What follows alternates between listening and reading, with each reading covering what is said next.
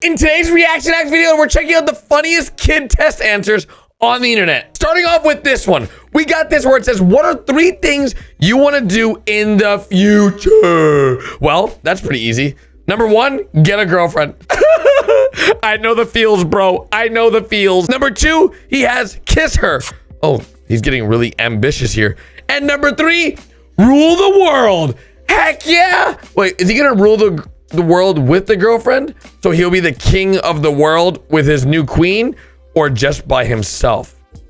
These are questions he's not answering. But those are not the answers that the teacher was probably expecting when he wrote this test answers. Moving on to number 2, we got this kid who was asked to draw a plant cell and identify its most important parts. Now, this is a plant cell, the cell of a plant, the biology of a plant. But this kid decided to draw this. No windows, a plant behind bars, like a jail cell. This kid totally got the answer wrong, but it is really creative. I gotta give him credit. This one is pretty simple. The task was to circle what is classified as a plant. So there's a flower. He circled the flower because it's a plant, right? The ladybug, not a plant. The flower, that's a plant. The mushroom, not a plant. The organism, not a plant. Number 5, he had to circle the organism and why he circled it. And he wrote, like a savage, because I am not an idiot, it is a flower. Wow. Watch out, dude. You don't need to be so hostile. Your poor teacher's just asking the questions. Holy. This next one's really funny because it's pretty simple. How many ghosts are left? You have 4 ghosts. 3 of them are regular looking ghosts, and the 4th one has an X on it, as you guys can clearly see. And the question is, 4 minus 1, how many ghosts are left? The kid wrote 0. 0. There was 4 ghosts, minus 1 with the X, 0. Now, of course, the reason why he wrote this is because he wrote that ghosts are not real. So it's 0.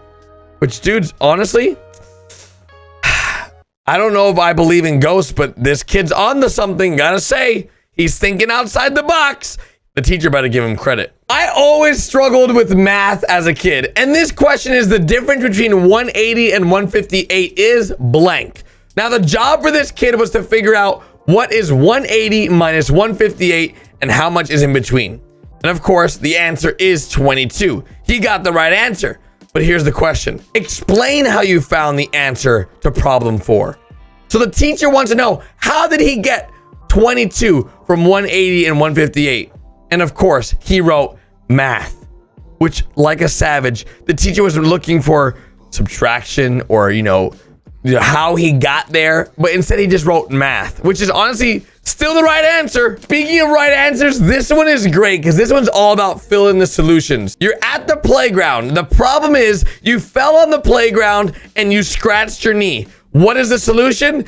Get up and deal with it, the kid wrote. Get up and deal with it. That's right. When life throws problems your way, you just gotta deal with them. You gotta get up. Life is a roller coaster, dudes. Ups and downs all over the place. Loop-de-loops. You never know what's gonna happen. You just gotta deal with whatever comes your way. All right? It's like dodgeball. Sometimes you get hit with the ball. Sometimes you dodge them. Just gotta deal with it. Speaking of problems, we now have a math test. Now, this math test is Bob has 36 candy bars. He eats 29 of those 36 candy bars. What does he have now? And the kid wrote diabetes. Bob has diabetes. Listen, that is not the answer the teacher was looking for, okay? This is a math question, all right? Somehow it turned into a health question because now Bob apparently has diabetes because he ate so many candy bars, if you ate 29 candy bars, you technically wouldn't get diabetes like that, but you could be on the path to diabetes, okay? You don't just get diabetes like that, like one day to the next, just boom, diabetes. But if Bob eats 29 candy bars like every single week for like months, then yeah, he would get diabetes pretty quick. I'm gonna be honest. Don't eat a lot of candy bars. You don't want diabetes. This is great. This little girl decided to take it upon herself because she did not know the answer to number 7. As you can see in number 6, she had to fill in the chart with names: Sammy, Tim, Father, Mr. McKeeker, Mr. Huron, and Betty. 5 points of loyalists, undecided, and patriots, right? But for number 7, she didn't know the answer. So what did she do? She got white out and she just whited out the question completely as if the question never existed. That is 500 IQ. She deserves to pass this class. All right. I'm just saying that is smart for a 5th grader to just be like, you know what? I'm just going to white out the question. That is so smart. I think that's smarter than answering the question. Just saying. She found a problem and she found the solution to that problem by just getting rid of it. That's super smart. I love it. I love it. Speaking of ridiculous answers, oh my gosh. This is a logarithm function, right? So this person that didn't know the answer to this decided to just draw a log with rhythm. That's right. A log playing a guitar. It doesn't get any better than this.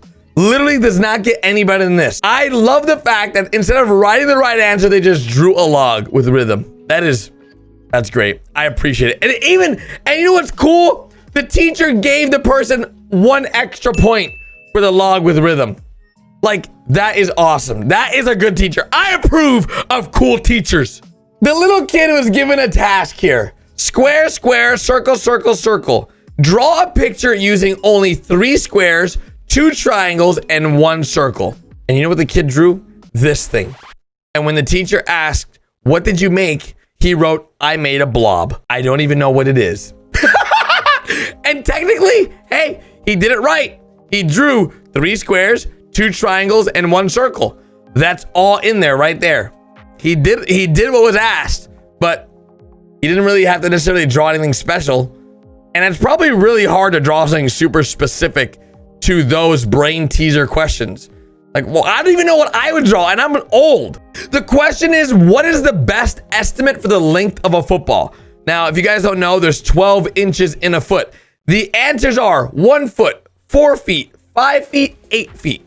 There's no way it's any of the other ones, 4, 5, or 8. That's way too big. An 8-foot football, that's freaking huge. That's ridiculously big, all right? That's just not possible. But this kid took it upon himself to get the right answer, probably on accident, because he bubbled in 1 foot, which is the right answer, but he wrote ball at the end of foot, so it's 1 foot ball. This kid's smart. This kid's smart and possibly even lucky. The fact that he got this right, kudos to him. Good on him. He did a great job. I like this kid. Oh, no. No. Okay, so if you guys don't know, this is the greater or less than sign. When it's this way, it's less than. When it's this way, it's greater than. For you guys, that might have been backwards. When the triangle's facing the first numbers, it's greater than. When it's the other way, it's less than. All right? And he had to figure out which ones were greater. So the top one would have been 0.5 is less than 1.0. And the second one would have been 3.2 is greater than 302. But this kid took it very literally. And he saw right or on the blank spaces. So what did he do? He just wrote or on every line, not knowing that he was supposed to use the greater and or less than symbols. Oh man, math is hard sometimes. Math is hard, especially if you have no idea what you're doing. Speaking of poor answers, this poor kid.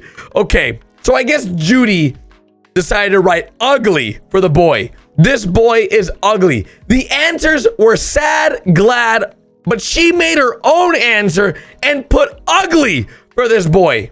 This poor kid, which technically, it's not a wrong answer. If she feels that the boy's ugly, it's not the wrong answer.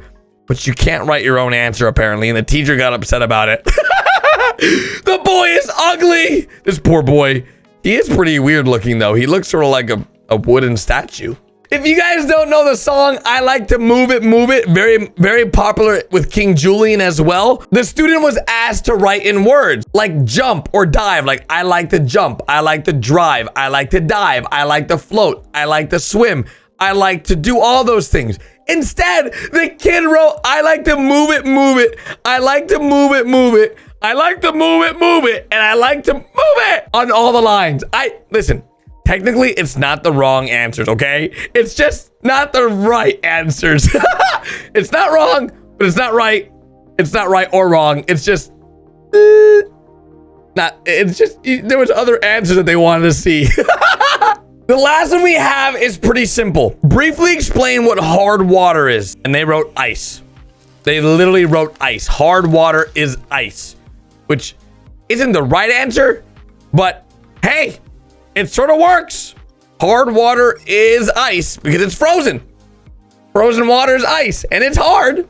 Of course, if you guys enjoyed this video, be sure to drop a like. If you're new around here, hit that subscribe button, click here to go watch the next video, and I'll see you guys tomorrow with a brand new one. Bye!